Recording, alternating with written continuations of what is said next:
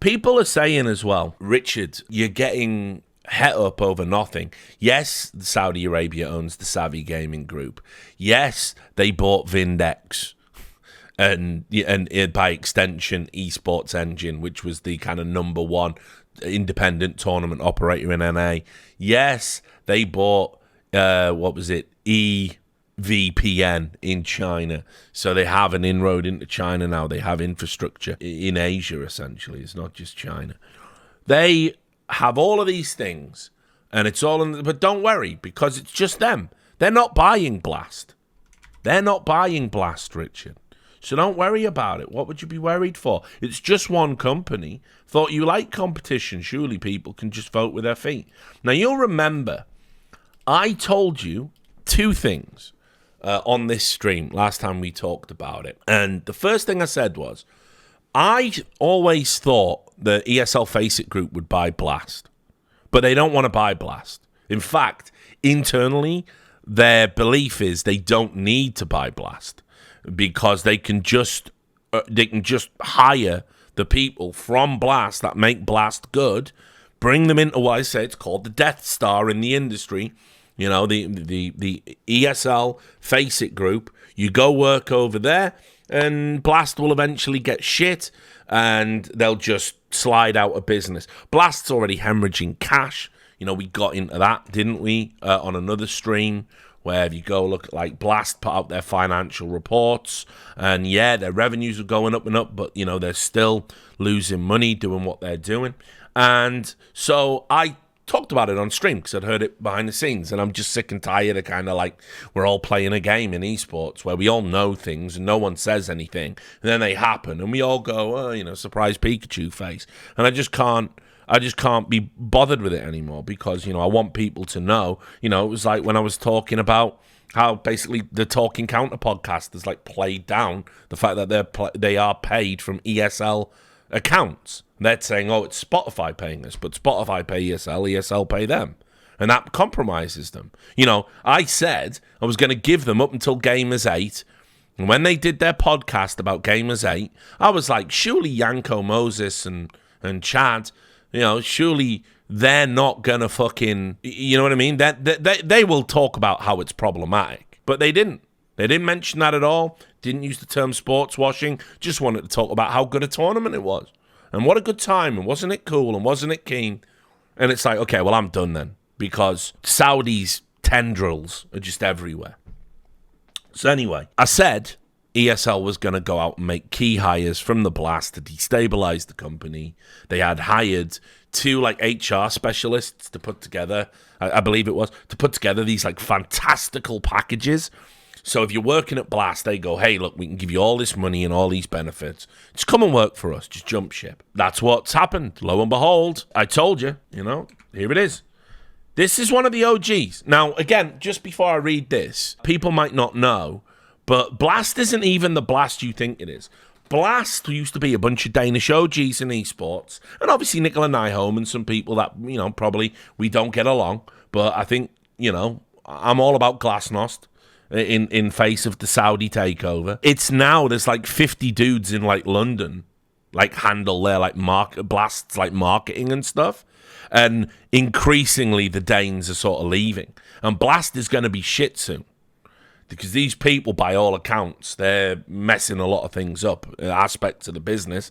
And you combine that with ESL waiting in the wings to hire all the key players, all the best producers, all the graphic designers, all the executives, all the idea creative types, right? It's just happening. So Nicholas Estrup is as OG as it gets in esports. Like, he's a fucking real soldier. He's done a bit of everything.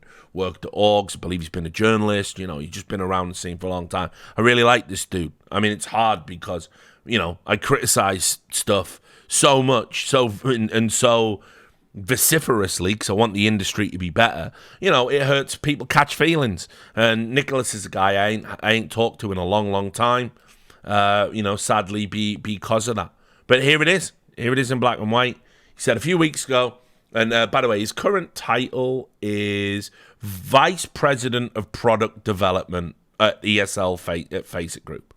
So he was the guy, by the way, at Blast. That was one of the dudes that was like conceptualizing all the ideas and coming up with it. One of the guys that made Blast an interesting product, a value proposition, if you will. Anyway, a few weeks ago, today, I made the tough decision to hand in my resignation at Blast Esports as I've accepted the position of Vice President of Product Development. By the way, Vice President, everyone's a fucking Vice President in esports. Everyone's a VP or a CEO or a COO or whatever it is. You just give yourself a title.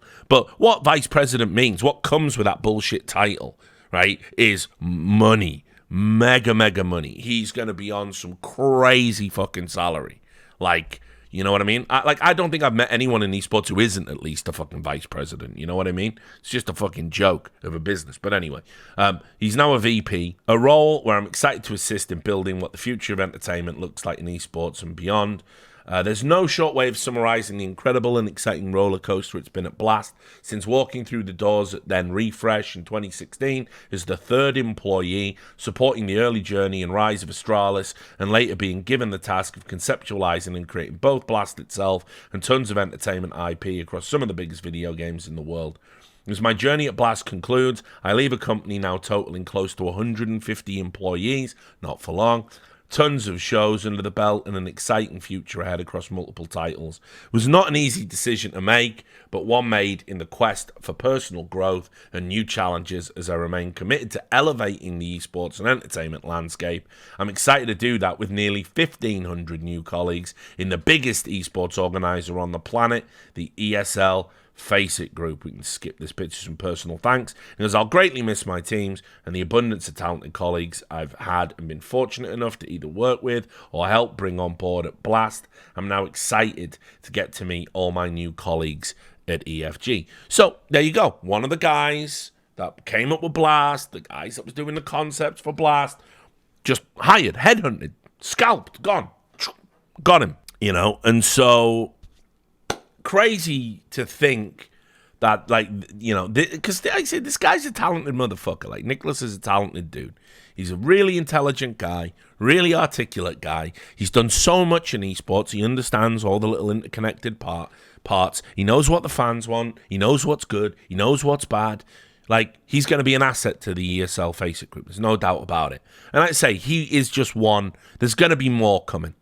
And so you need to keep an eye on that. Because this is the type of thing. Reddit's just given up. Reddit is giving up. This is a great time, by the way, if you're the ESL Face It group. Do your shady shit now. If there's a journalist you want to fucking saw up and put in a suitcase, do it now. Because all these dickheads are talking about is placebo nonsense about CS2. If you type in this interp, your bullets will land. None of it's real. Because it's all been proven it was just all in your fucking minds, right? And that's all anyone's posting. That's all anyone's posting right now. You can't get anything about anything else except CS2. Why did the bullets not work? Why is what's happening? Because it's fucking beta, isn't it, you fucking moron? Of course, it's, like, by the way, the state of the CS2 beta compared to the CSGO beta, you fucking kids don't know you're born, for fuck's sake. Compared to the source beta, you don't know you're fucking born. So, anyway, this is the time you do your shady shit. Why this wouldn't make a Reddit post, I don't know. Because this is fucking important. We all love Blast. Oh, Blast are the best. Yeah, actually, the Blast major in Paris was the best major. That's all right for Launders to say that, tongue-in-cheek. It's not all right for you to say it if you're a fan of the sport and you've only been here 5 minutes. Shut the fuck up. Just ridiculous that this isn't news, and it should be, and it's not reported anywhere. Crazy. Like, just, again, barely any, like, fucking, no ripples about it at all, which is also mad, because people must have noticed it, because Device replied to it, Shocks replied to it, Taz replied to it, like, all these big names, like, all these people know who this guy is, right? Because, of course, they do. So, anyway, there was that. So, the Death Star is absorbing all the best talent from Blast. So Blast is on a clock.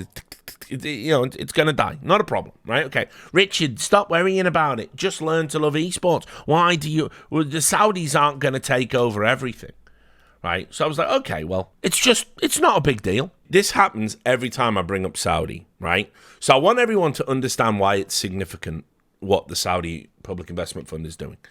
The Saudi Public Investment Fund is state-owned.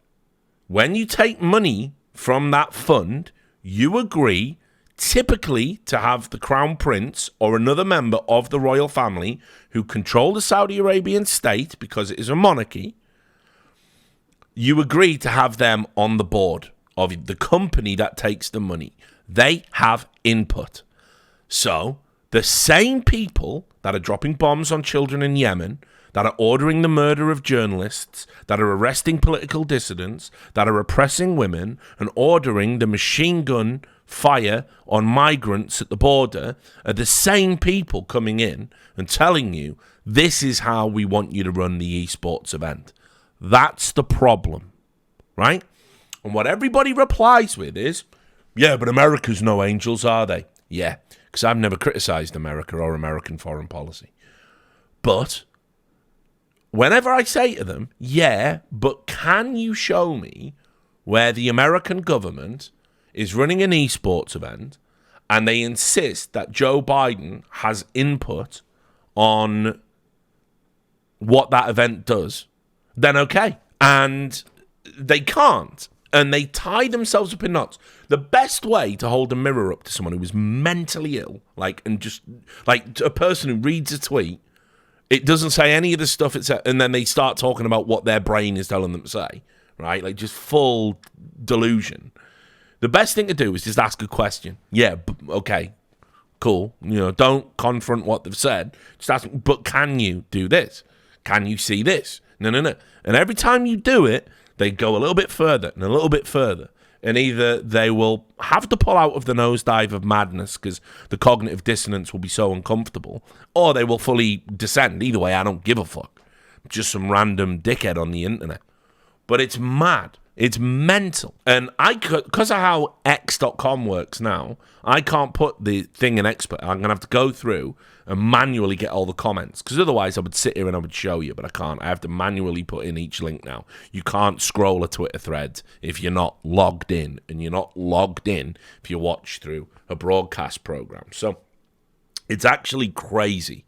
They all say the same thing. Yes, but what about Tony Blair? I think he's a fucking war criminal. I'd put him in jail tomorrow. But Tony Blair's not running a fucking esports event, you melt. So what do you want me to do? I'm complaining about a very specific thing, of which there is no other example. You want to know what someone did the other day? They fucking linked me to the Hussar Cup. The Hussar, or is it Hussar or Hussar? I don't know. Them motherfuckers on the horses, those dudes. They linked me to the Hussar Cup in Poland. This was their gotcha. So they linked me to that, and they went, it's funded by the Polish government. And then I went, okay. I said, okay, right? Can you show me where Poland have committed equivalent human rights violations? And they tried, and they basically linked me to how they were putting a ban on abortions after 12 weeks. That was the best they could do. And I said, listen, I'm all about, you can get an abortion, whatever. Don't, women's choice, all of that stuff you've heard a million times. So stunning and brave that I am. But it's not really in the same league as machine gunning to death migrants trying to claim asylum, is it? It's not really the same, is it? But anyway, that was what he did. That was the best. That was the best he could come up with. And so I just said to him, okay, I don't think people should go to that tournament either. And it just melted his brain. He just did a hard reset, like, and then started talking about some other bullshit. Like, he just couldn't handle it. He couldn't handle that I was able to just adopt consistency. He just couldn't handle it. So, I don't know, man. It's just insane. Well, it's just disheartening because the sports washing is working.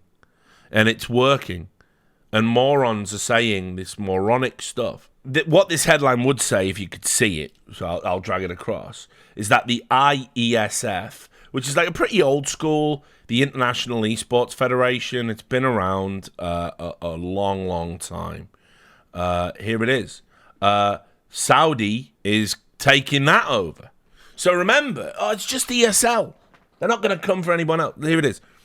Saudi Arabia will be the grandiose host of the 2024 IESF World Championship. Right now, the IESF has been embroiled in loads of fucking stuff. Keep in mind, they were originally sort of conceived as being like, we're the International Esports Federation. We've had this a ton of times in esports. People won't remember, but there's been these people who love to come in and say, hey, everyone, nice to meet you. We're the governing body of esports. And everyone goes, wait, why? Why are you?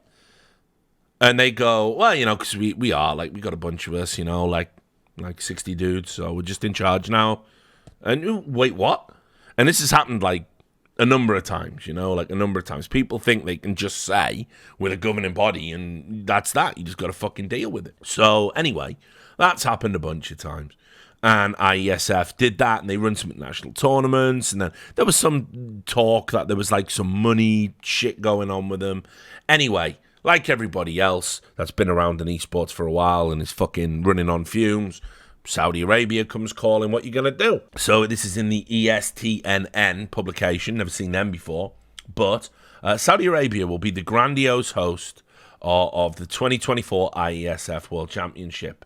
It says here, I love the way it just cuts off, Saudi Arabia, a rising powerhouse in esports, is set to host the 2024 International Esports Federation World Championship, promising a memorable. Promising a memorable. That's not my mistake. There just is no word after memorable. Maybe the journalist that was typing it up got killed halfway through. Who knows? Anyway, in a groundbreaking development for the global esports community, Saudi Arabia has been chosen as the host country for the prestigious 2024 IESF. I mean, it's fucking that colour is terrible as well. Murder on the eyes. Yellow on white background. What fucking year is this? Right. The International Esports Federation World Championship.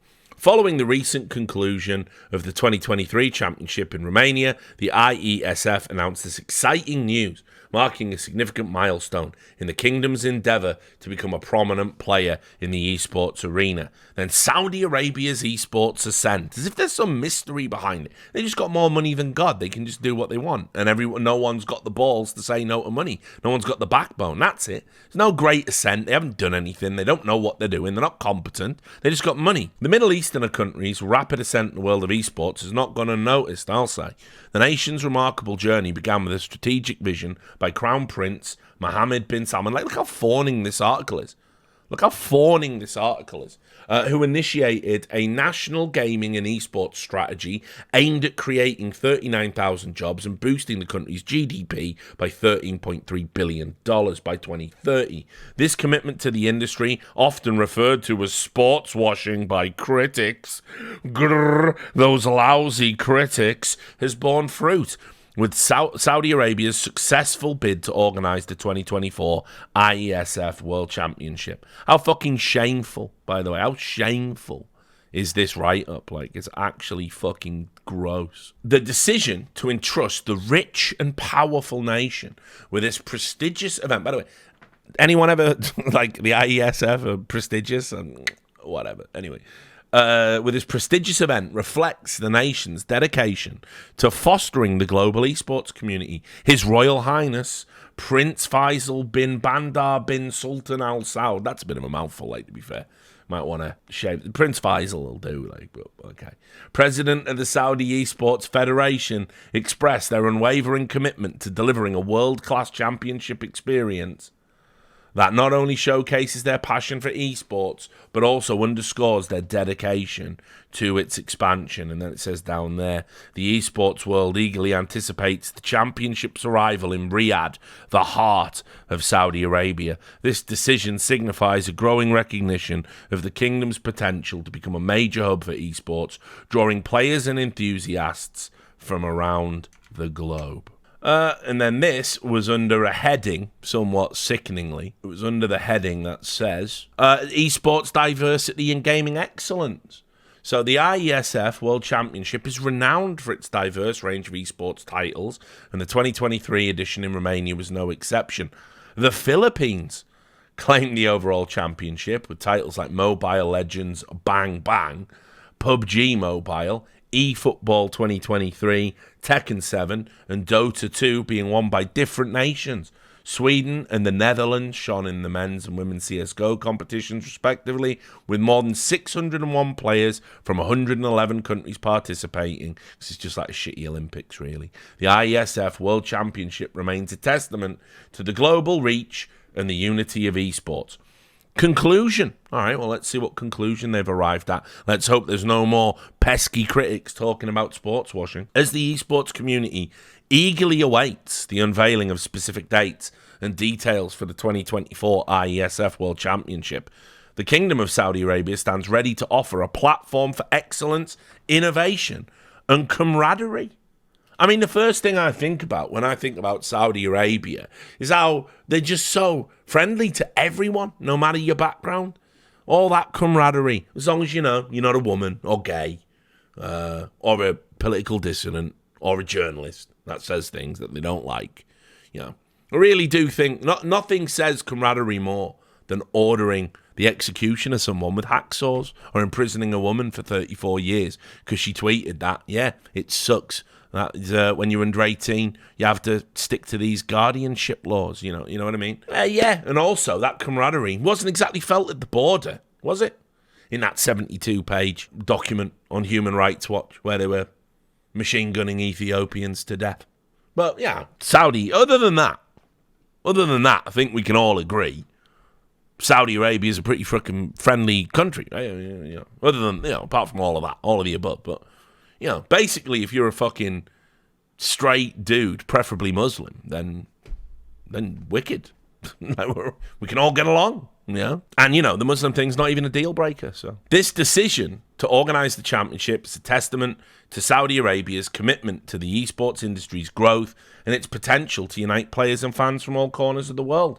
In the heart of Riyadh, the heart of Riyadh is the heart of Saudi Arabia. So they've even got a heart within a heart. Which is like that, isn't it? Like if you did that on TikTok, I can't do it. My fingers don't. But anyway, that's how much love there is in Riyadh. The 2024 IESF World Championship promises to be an unforgettable event, showcasing the kingdom's passion for esports and its role in shaping the industry's future.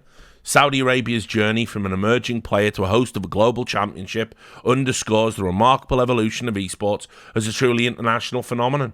Stay tuned as Saudi Arabia takes centre stage in the world of esports, ushering in a new era of competition. And again, that word, camaraderie. They really ran out of talking points and they just had to keep stretching it. So now we've got the International Esports Federation is in bed with Saudi. But don't worry about it, Richard. I mean, no one else is going to get into bed with Saudi Arabia for sure. It's over now. They'll stop. They'll definitely stop. Well, anyway, at the end of August, I noticed something else. And it was kind of a bit weird because I don't know if you heard the news, but the International Olympic Committee have now started sniffing around esports again, right?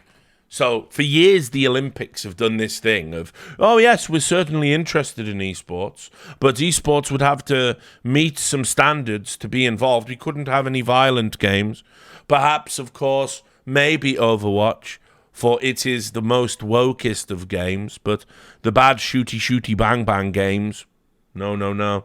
They can't be in the Olympics. That's not the Olympic spirit. The Olympics, one of the most fucking corrupt sporting events, one of the original OG sports washing events, by the way, in Berlin, wasn't it? Right? Yeah, but they could never be affiliated with nasty shooty bang bang video games, complete works of fiction. In fact, so abstract from the violence that they portray, it's almost laughable to think that they're influential in that regard. But don't worry, don't worry about it. The Olympics would never be involved in anything like that. And they simply, their brand is so strong and squeaky clean, like with all them Russians. Remember when all the Russians just cheated and just took drugs for fucking ages and it was obvious and everybody knew, and then some fucking hacker had to kind of leak it, and then the Olympics were angry about that rather than the fact that they cheated, and then everyone reluctantly decided we're going to have to rescind their medals or unban them people.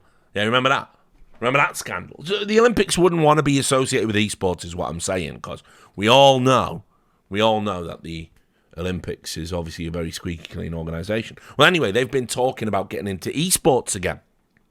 And they go, okay, well, listen, the Olympics obviously originates from Greece, as we know, Olympian, the gods, champions, people putting themselves, working hard and all of that stuff. So that's great. that's fine. The Olympic spirit, it's a positive thing. So, surely we could welcome it. And actually, wouldn't it be good if we had an international Olympic esports federation? Because surely the Olympics, they'd never get in bed with Saudi Arabia.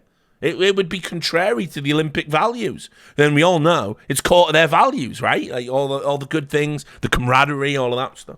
So anyway, it'll be fine. So the Olympic movement's relationship with esports is to be discussed at the next World Forum. Okay, all right. Where's that? Let's just have a look. Let me read the article. A discussion on the Olympic movement's relationship with esports forms part of the agenda for this week's next World Forum in the Saudi capital, Riyadh. Oh, it's in Riyadh. Oh, right, okay. So the Olympics have fallen as well, have they? All right, yeah, right. Yeah, not a problem. Riyadh, you say. Let's just keep going. Maybe I misunderstood something. The second edition of the forum is due to be held tomorrow at the Four Seasons Hotel in Riyadh at Kingdom Centre. A panel discussion is set to evaluate the first Olympics Esports Week held in Singapore in June, featuring 10 virtual and simulated sports.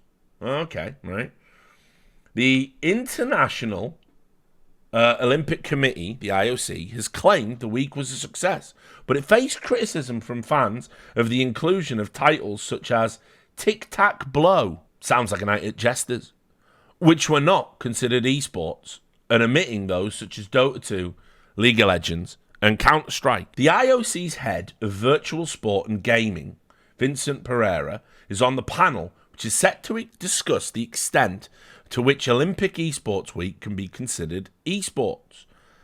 Right? AFK Esports Chief Executive Matthew Woods, Ninjas in Pajamas Counter-Strike Global Offensive Team Chief Executive Hitcham Chahi.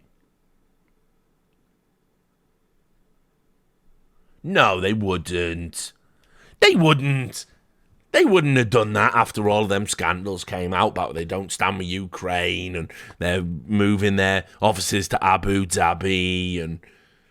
No. Oh, you're just out there with the Saudis as well. My bad. Sorry. Definitely lecture everyone in esports about what's good and what's bad. Is there an evil regime you won't work with, actually? We've got China, we've got the United Arab Emirates, we've got Saudi. I don't know, like anyone else you want to go for? Give you a fucking time machine? Get Vlad the Impaler, see what he thinks about fucking esports. Anyone else? Fucking mental. By the way, I'm never gonna... that Jonas Gunderson tweet, you never get to rest on it now, mate. For the rest of your life, I'm there. Crazy. Well, okay. And Saudi Olympic and Paralympic Committee Director of Corporate Communications, Abdulaziz Al-Bakwa, and Nielsen Commercial Director, Timo Kruger. They'll be there. Can't wait to hear what Timo Kruger has to say about esports. I think that'll be very enlightening. The forum is set to highlight Saudi Arabia's increasing influence in esports, with this year's Global Esports Games due to be held in Riyadh, for an example. Well, another one, eh? Okay. This has mirrored its rise as a destination for sports events, but has prompted criticism for what opponents view as an attempt to sports wash the Mohammed bin Salman regime record on human rights, including the outlawing of homosexuality and same-sex marriage, its record on women's rights, use of the death penalty, and role in the bombing in Yemen. Yeah, those bad things. Saudi Esports Federation, Prince Faisal bin Bandar bin Sultan, he's got a different name every time, this cat, claimed discussions at the forum would help to shape the future of esports. Oh, well, that's good then. So, in other words, Saudi is going to have a direct influence on the International Olympic Committee's approach to esports, and it's sanctioned by some of our favourite sons. Hitcham Chahine out there with the Saudis, with the Olympic Committee, telling everybody about what esports needs to be. Remember, he's not even old school. All right, well, don't worry about it, guys. Okay, so they've got ESL, Faceit, Vindex, ESVN, they're destabilizing Blast. They've took over the IESF. They're influencing the Olympic Committee. But don't worry, guys. It's fine. It's going to be all okay, right? Put it this way. As long as there are good, honest journalists in the space, people that have, a bit of a general, curious mind about these things, people who are unafraid to be critical Because at the end of the day, it's core to our values, isn't it? Journalists, when we say something's core to our values, there's no way we would ever carry water for the Saudi regime. There's just no way. Just no way it would happen. It certainly wouldn't happen on the Esports Insider YouTube channel. I mean, there's no way a journalist would bow and scrape and interview a member of the Saudi Arabian royal family and call him His Royal Highness and kiss his ass and ask no hard-hitting questions whatsoever, so just to gas them up. There's no way that would happen. His Royal Highness Prince Faisal, it's a pleasure to have you on and to actually speak to you and to discuss a wide array of topics. I guess first thing, is... Look how excited he is. Just the excitement in his little eye. Like, it's like... Do you know what this reminds me of? It's sort of like, okay, imagine...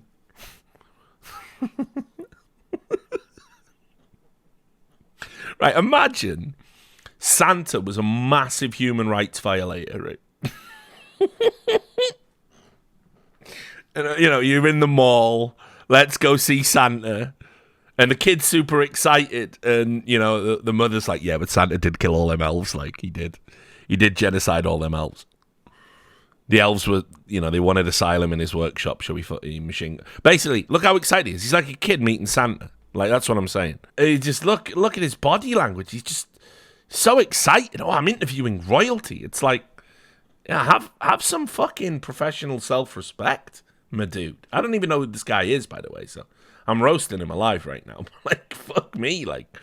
And I'm telling you, I watched this video horrified. His Royal Highness Prince Faisal, it's a pleasure to have you on and to actually speak to you and to discuss a wide array of topics. I guess... Not that wide.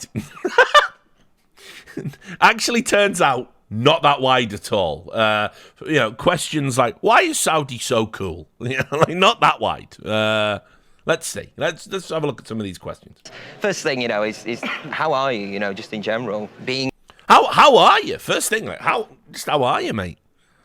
How are you doing? What's it like being a mega ultra wealthy human rights violator that the world just will not hold accountable? What's that like? I'm super curious. It must be nice. I can't even have a bad tweet from 10 years ago and my life's over. What's it like actually just getting to order the deaths of anyone you don't like? What's that like? I'd love to know. It must be cool. In this environment right now.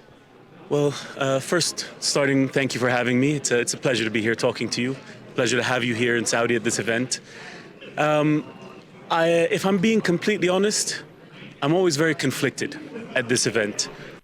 Ooh. One, it's a pleasure and an honor having everybody here, having these conversations, which we've really made a point to try and push the envelope and have difficult conversations. But this also means it's nearing the end of our event, our Gamers 8, which we've been working on specifically for 2 months, but behind the scenes for about 6 months. So it's a sad, glad moment. Very happy to be getting to the end of it, but also very sad that it's coming to an end and trying to figure out what I do with my days after this for at least a week. Got a few ideas what you might be doing. Just me. Sure we'll read about it. It's a bit of a catch-up. But no, it's exciting. Seeing what's happening here, not just in Saudi, but regionally, and the growth and the movement towards the future, I think is something that's very exciting. Well, I do want to talk about Gamers 8 as a whole. Obviously, like you said, it's an 8-week event. It's been going on for 2 months. It's officially concluded. What are your thoughts overall about the tournament, and how do you think it compared to the last year as well? The growth from last year has been exponential. And a lot of that has to do with, one, the learning curve of this being the second over the first, the timelines, now having all the approvals earlier, being able to start earlier, conversations with the publisher. I'm not going to do the full... I'm just not going to do this. To change that here, where the experience in the arena was just as good as your experience on stream at home. I mean, that's also patently false. I mean, the experience wasn't... Whatever. You get the point. I'm not even doing this bit. This bit's over. What a shameful entry. It's bad enough that when I'm reading fucking uncritical press releases, some critics call it sports washing. We're going to have difficult conversations, and it's just gibberish. No one has ever asked these people any difficult conversations. And look, there's other people out there in the world that we know, in the world of esports, that have also interviewed members of the royal family. In fact, it might even have been this exact same member of the royal family, and also didn't ask difficult questions. I don't know. I wouldn't be able to look myself in the mirror if I didn't ask this guy, like, about what are you going to do to improve the human rights record. I'd take it almost personal if he didn't walk out. So it's just insane. So wait, there is something. Hold on. I want Saudi to be on that list where when you think about gaming, it's one of the places you think about. Now you ask why. We have a population that's interested. We have a community that's strong, that is passionate. We have a government that is willing to back and and we have the economy that wants to diversify into this as an industry. And so all of these things come together to create a perfect storm. It's just better when the lips move, this is an area of growth for this as an industry. And what the conversation that we are changing is, when we first got started, we always got asked the question, why? And now we're getting asked the question, why not? Why aren't I there? Why aren't I growing there? Why am I not doing something in this as a region? Why am I not a part of this growth there? And that's where we want to switch the conversation to. Not why are we doing this, but why aren't you a part of this? Yeah, perfect. I think you've answered the question perfectly there. I do want to talk about like wider global community concerns that have been discussed online or through communities, particularly with Saudi Arabia's LGBTQ plus current laws that they have, with esports being known as like an inclusive sport, which is for everyone. I believe it's something that even you're championing yourselves. How do you kind of respond to those criticisms, especially with... Now, so the framing of the question immediately is fucked up, because it's how do you respond? How do you feel about the criticism? And when you ask that question, how do you feel about the criticism, you're almost inviting the notion that the criticism itself could be invalid. Now, of course, the criticism isn't invalid. It's just an appalling stance to hold on people. Right? Remember, it's like it's not, for me, it's an objective truth that if you exist as a human being and you have all the rights afforded to you, that all humans should enjoy, freedom of expression, irrespective of immutable identifiers, right? It's just true. It's just the truth, right? So anyway, when you say, so how do you feel about the criticism? See, he's not asking the question. He's not asking the question he said he asked. Saudi Arabia investing in major stakeholders globally and wanting to host live global events.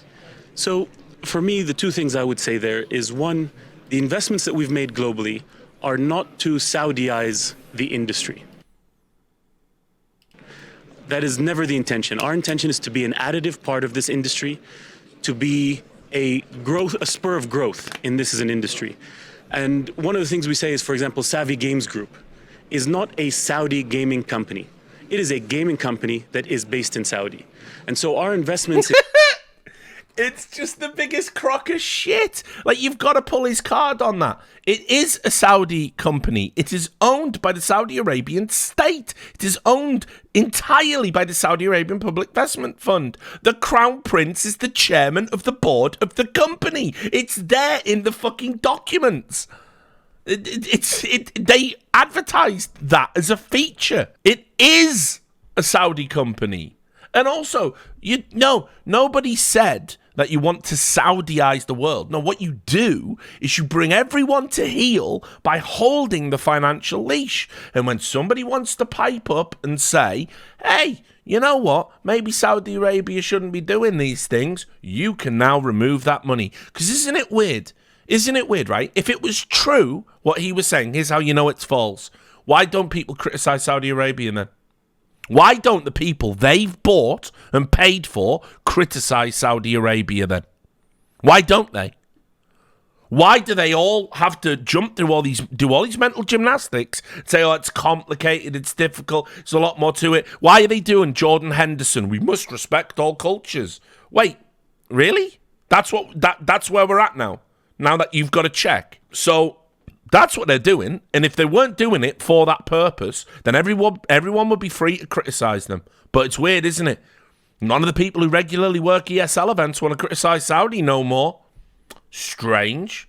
In ESL, in a number of other companies, Scopely, for example, is not about taking those companies, bringing them here, and making everything they do, culturally Saudi. What our aim to do is be an additive investor and say, what could you do if your outlook was not the next quarter or the next year, but the next 10 years? How would that change the way you do business? Not as a Saudi company, but It generally seems to involve, and you'll find this particularly offensive, which I relish, it seems to involve them dropping to their knees and filleting the people that are giving them the 10 years' worth of money, actually. That seems to be the agreed-upon appropriate response. That seems to be what would happen. And in fact, what they then do is they then portray all of their values and ideals publicly, can never speak on these issues ever again, while you sit there grinning about it and feeling very good about, well, we didn't need to Saudaize them. We just got them to sell their fucking souls and portray their values for money. Now, watch again, just because we're coming to the end of this bit here. But as ESL, as Scopely, we didn't purchase them to change who they are. We purchased them to help them grow and become who they could become. And as opposed to the other issues, if you look at the live events here, we are welcoming everyone who would like to come. We are not excluding anyone. We are not pushing anyone. We are very welcoming by nature. And not at that border. That has been shown in our current events, that has been shown in our past events, and we look to show that more in the future. And the one thing I would say there is don't take my word for it, and don't take the word of anyone you hear outside. Come here and see for yourself, and I promise you, when you see, you will leave with a different impression than you think before you come to Saudi. If you leave at all. Saudi. So in a way, is it kind of like show, don't tell, essentially? It's like you're trying to show these events and the openness of them. Well, I love conversations. I love having conversations. I love meeting people. But I think action is more important. And I always want to undersell and overdeliver. Always. And that's bearing in mind what we're saying. Like, do you see what I mean? He's just gone, oh, okay, so I don't have any specific examples of, how you beat a confession out of a gay guy. Your police beat a confession out of a gay guy and imprison him. I don't want to talk about how you're the country that, sentenced, fucking, I think it was a 13-year-old or a 12-year-old to death for being involved in a protest. We're not going to... I've got no examples. I'm going to take you at your word. You specifically haven't even addressed the LGBT thing. And then I'm going to go... So really what you're saying is, it's show, don't tell. Selling is very what's the right word? Ambitious. And everything we're doing, from our national strategy to what we're doing in esports, we're very ambitious. But we are constantly underselling what we think we can do, and we're overachieving on what we do on the back end. But the key to... Unfortunate phrasing there. It is. And the key to everything we've done is our main stakeholder and our main objectives to do what's right by the players and by the community. And the one thing I will say is if you come here, if you take the opportunity to come here and see for yourself the efforts that are being put behind this and what we're doing on the ground and who this community is, I promise you, you will leave with a different impression than what you think if you've never been here before. I guess the kind of final few questions with that and well spoken about, especially with the concerns, and I appreciate your openness about that, is talking about the grassroots and local scene within esports as well. How is Saudi Arabia looking to bolster? There you go. So no, I don't think we had a hard-hitting question there, mate. I don't think we did at all. I think what you did is you went in, you said LGBT, he didn't answer your questions, you shat it, and then you skipped to fucking talking about grassroots esports as if those two things are fucking connected. Nonsense. And that's it, by the way. That was the whole bit. So yeah, sorry, he did bring it up, but he brought it up in such a mealy-mouthed, pathetic way, you just let His Royal Highness fucking tap dance around him without any real, he fucking bottled it, basically. So anyway, we'll go back to doing the bit. So it's not as if the Saudis are basically influencing, like, it's not as if the esports media is going to completely like bow down to the Saudis, and it's not like they're taking over, all the podcasting space, and not as if, HLTV, they had absolutely nothing negative to say about it. Can't find any criticism at all. Can't find it in the forums even. Incredible, really. Really makes you think. So anyway, that's where we're at. Richard, don't worry about it. The Saudi takeover is not really a takeover. In fact, you calling it a takeover is sort of deeply problematic in itself. You're the problem, Richard. So, I don't know. It's just mind-blowing, like, how quick all of this is falling. Oh, actually, and there's another bit. Go on. Don't worry about it, Richard. We'll go back here. Don't worry about it, Richard. It's just Counter-Strike. Counter-Strike's just one esport. Now, forget the fact they've already functionally took over Dota with the Riyadh Masters, and basically the way that they've repurposed Dream League at ESL. Dream League basically is a qualifier for the Riyadh Masters now. That was like their big Dota property, and it's just all an afterthought. They've deliberately layered their tournaments all around so it fucking, the DPC essentially becomes a sideshow. So they've even gone head-to-head with Valve, in a way. But anyway, don't worry about it, because it's just CS and it's just Dota 2. Now, there's one esport that surely, right, when I say to you, name me a video game that really speaks to the values that we all champion, diversity, inclusiveness, respect for others, respect for human rights, what game would it be? Apart from Tic-Tac-Blow, apart from Street Fighter, apart from TF2. Come on, there it is. Jace, in with the Overwatch. Well, listen, they'll never take over Overwatch because, as we've all established, Overwatch is a video game for only the purest of heart. We know that. We all cried, didn't we, when Reinhardt put his arm around Tracer and said, up and at them. Remember? I don't know if that actually happened, but anyway. Overwatch would never be bought by the Saudis. There's no way that could ever happen, right? So at least we've got that, right? Anyway, on with the stream in an unrelated way.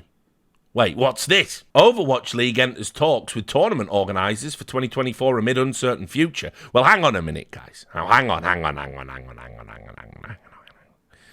I did say on a stream, didn't I? I seem to remember there was a stream, wasn't there?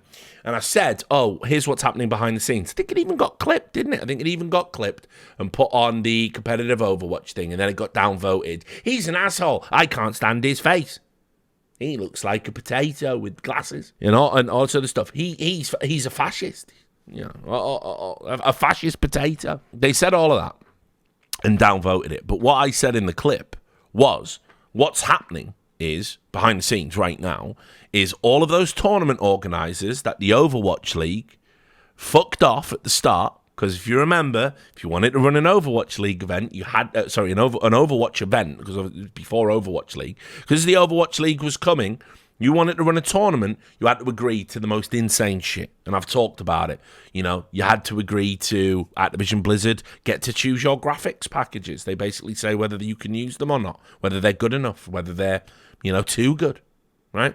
They get to put Activision Blizzard employees in your production truck. If you don't want Activision Blizzard telling you how to do your job, maybe you don't get to run a tournament. Couldn't use certain types of statistic.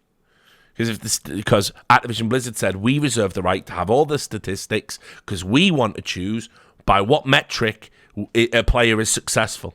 So you can't have them. If you agree to that, it's fine. So anyway, now that the league is dead, because remember, they're being paid $6 million to fuck off now, hilariously. Now, what they've got is they've got to go back, cap in hand, to all of the people that they fucked off on the way up. And they've got to say, please, Mr. Tournament Operator, will you keep Overwatch Esports alive while the Microsoft merger goes through? Please, sir. They doff their little Dickensian cap, right? Well, it just so happens, according to this report, who do you think they're going to ask to keep Overwatch alive?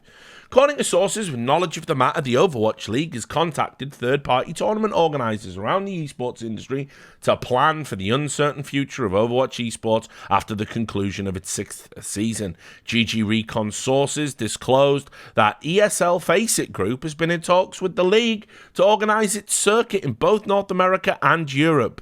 Whether EFG would provide white label production as it does for other esports such as Rocket League, or if it would head a professional circuit under its own banner is currently unknown. So what this presumes is that there could even be a world where Activision Blizzard agree to have ESL basically just take on Overwatch League, give it their own banner, their own branding, and run a proper league. Not just a few tournaments, hither and thither, but actually a full fucking proper league like what they were going to do in the first place, but kept fucking it up and having to change it because they're all mental. And I just don't get how this is compatible with your core values, Overwatch fans. Why aren't people in uproar about this? Why aren't people saying, if that happens, I will boycott it? For those who don't know what the term white label is, it's basically when you handle the production for something behind the scenes and somebody else gets to fucking slap a label on it. It's like literally the label is white, you can put whatever the fuck you want on it. So it will be known as the Overwatch League, but really it will be ESL Faceit Super Secret Overwatch League. There you go. That's a white label. Now you know. PGL produces TI, but it's not called, PGL Dota event. It's called the International. See. So anyway, there's no way that the Overwatch fans could tolerate this. Tracer will be locked up in Saudi Arabia. How are you going to sing? Maybe I'll be Tracer. Not in Saudi, you won't actually. No, sorry about that. Well, maybe I'll be Soldier 7. No, you won't be him actually either. He's gone. He's gone. You won't be Tracer. Oh, Soldier 7. In fact, they don't even exist. So your favourite song, your anthem's gone. If you get in bed with Saudi. I could make a really unsavory joke here about, maybe they'll just erase certain characters. But we don't need to keep doing that joke. It's fine. We don't need to keep doing the hacksaw joke, do we? It's been done to death. Lol. Just like Khashoggi. So, it's crazy. It's actually insane. So if this goes ahead, are all of those fans that care about diversity, inclusiveness, LGBT rights? I would argue the Overwatch community has a higher saturation of those people because a lot of that stuff was baked into the game. As I said, yes, it is primarily a video game for Tumblr sex weirdos, first and foremost. That's what it is for. It's not a good game. It's just designed for those people. But also, fair play to them. They did try to be a bit more thoughtful about characterization than other ones. And, of course, every time they had a scandal, they had to turn a character gay to deflect from the scandal. So it's got loads of canonically gay characters now. Just not gay in Russia, not gay in Turkey, not gay in South Korea, not gay in China, but massively gay in Europe and North America. So, hey, so surely the fans will be outraged about this, right? We'll see. Watch this space. Spoiler, the fans will not be outraged about this. So there you go. So approximately a span of 14 days, we have just got it's going to be a complete takeover, guys. Esports is going to be a Saudi toy in the same way football's becoming that way, in the same way Formula One's becoming that way, in the same way golf's become that way. And if you want to engage with that content, it's always going to be loaded with that. One of the ways sports washing works is it wears you down. Because you go, I want to watch the Counter-Strike. I'll watch ESL. Oh no, that's Saudi-owned, so I won't watch that. I'll watch the IESF. Oh, it's Saudi-owned. Shit. Okay, well, what's the other one? Well, I'll watch this. Oh, that's sponsored by Neom. Okay, right, okay. And on and on and on and on it goes. And they just fucking wear you down to the point where you go, what you gonna do? What you gonna do? And you give up and you say nothing about it again. It's just they just exhaust you. They just run you around and they make it so there's nowhere for you to go. There's no way you can engage with something you cared about without you compromising yourself or your morals. It's what they do. It's by design. So don't feel bad, Everyone else does it, I suppose. But not me. So I can't believe it that people think this Saudi takeover is just going to stop suddenly. Why would it? Why would they stop? Not only can they buy everything super cheap, they can do it and no one's going to say it's bad. Everyone is such a pathetic shill in esports that the minute the check clears, I've never even heard of Saudi Arabia. What do you mean? What do they do out there? Never heard of it. You tweeted about Neon just like last year. Just don't remember. Must have been high. You know, it's ridiculous. Suddenly, you know, as soon as the check clears, it's just an industry of fucking just greedy fucking weaklings. Like, just people with no moral fiber at all. So, you know, this is what I mean. People are like, why do you want esports to die? Because look at the fucking state it's in. You know, it's a Saudi state propaganda machine now. That's all it is. And it's getting more and more like that. How, you know, look at all the content I've put out covering the slow march of the Saudi takeover just these past couple of months. I don't know. But anyway, you can see. They got the journalists now. They're influencing the Olympics. And remember that I've told you, behind the scenes, the plan is they want every major esport that the ESL Faceit group runs, they want their finals to be in Riyadh. Everyone by 2025. So, you know, it's over, guys. The party's over. I keep saying it. That's the phrase. The party's over. No one is going to stop this. No one's going to say no.